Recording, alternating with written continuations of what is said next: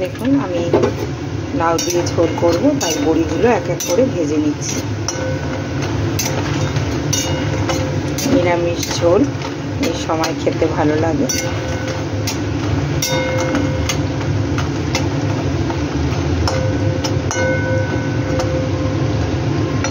এবার আমি বড়িগুলো তুলে নেব।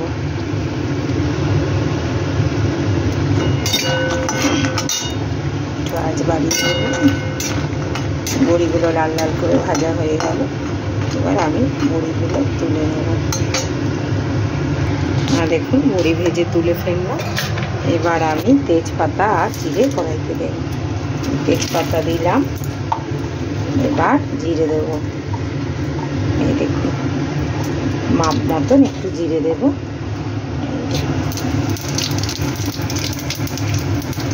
হয়ে গেল। এবার আমি দেখুন কেটে রাখা আমার এর মধ্যে লাউ, ডাঁটা, আলু, বেগুন আছে। আমি সবজিগুলো সব তেলে দিয়ে দেব। এই যে কচি লাউ আছে, এই সময় লাউয়ের ঝোল খাওয়া খুব উপকার, খেতেও ভালো, ঠান্ডা হয়, পেট ঠান্ডা হয়। এর মধ্যে আমি সব আনাজগুলো এক একটু দিয়ে দিলাম।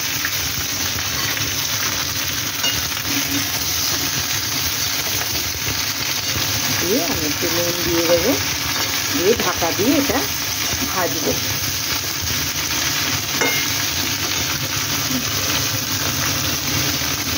একটু নুন দিয়ে দিচ্ছে।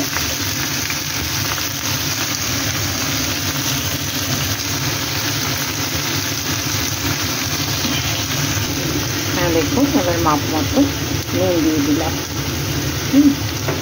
এবার কটা কাঁচা লঙ্কা চিরা দিয়ে দেবো। খুব বেশি ঝাল এতে চলে না, তাই অল্প পরিমাণ কাঁচা লঙ্কা বাটা দিয়ে দিলাম।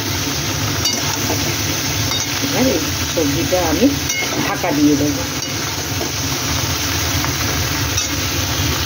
হলুদ দিয়ে দিই। লাউতে বেশি হলুদ যায় না বন্ধুরা, এই অল্প পরিমাণ হলুদ দেবো। অল্প পরিমাণ হলুদ দিলাম।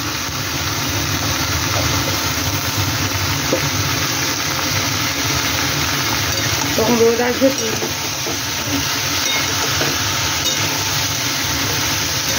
দেখুন অল্প পরিমাণ হলুদ দিয়ে আমি নাড়ছি। এবার একটু ঢাকা দেবো, সবজিটা একটু মজবে।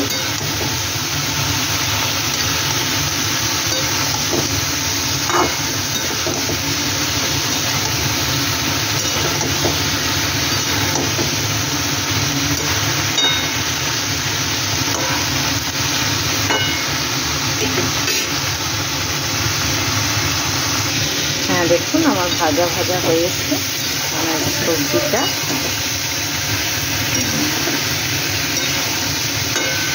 একটু এটা পাতলা ঝোলই হবে। আমি এবারের মধ্যে আদা বাটা দিয়ে দিলাম। একটু আদা লঙ্কা বাটা দিয়ে দিলাম।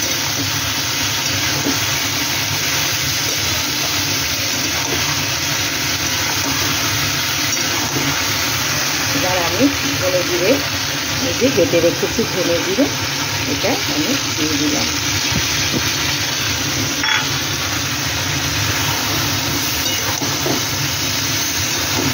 ধনে জিরে বাটাটা দিয়ে দিলাম।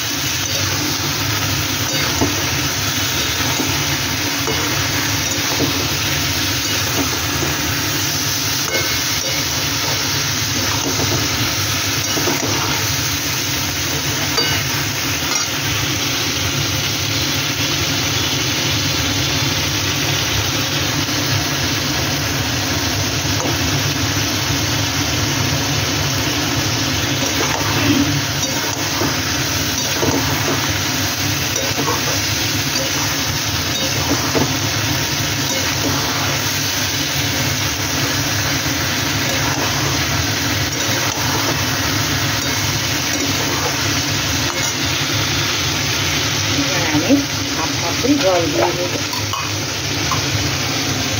মাপ মতন জলটা দিয়ে দিচ্ছি।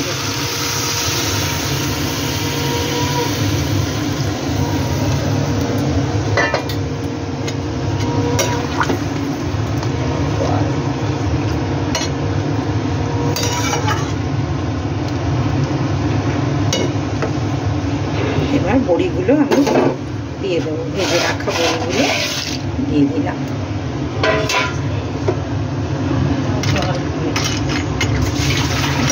ভেজে রাখা বড়িগুলো দিয়ে দিলাম।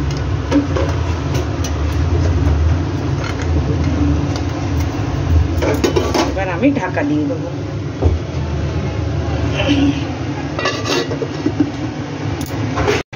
হ্যাঁ দেখুন আমার ঝোলটা এবার টকবক করে ফুটে গেছে। এইবারে আমি এটার মধ্যে একটু ভাজা জিরে মশলা, এই যে একটু ভাজা জিরে মশলা আমি দিয়ে দিচ্ছি উপর দিয়ে। এবার আমি একটু মিষ্টি দেব, আর নুন আমি মাপ মতন তখন দিয়ে দিয়েছি, হালকা মিষ্টি আমি দিয়ে দিলাম। নিরামিষ তরকারিতে একটু মিষ্টি না দিলে বন্ধুরা ভালো লাগে না, তাই আমি একটু মিষ্টি দিলাম।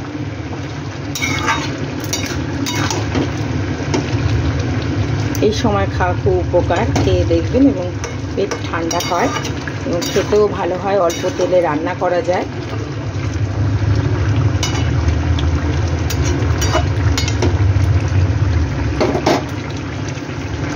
ভালো লাগলে সাবস্ক্রাইব করবেন, কমেন্ট করবেন। ধন্যবাদ বন্ধুরা। আমি এবার একটু নামিয়ে দিচ্ছি।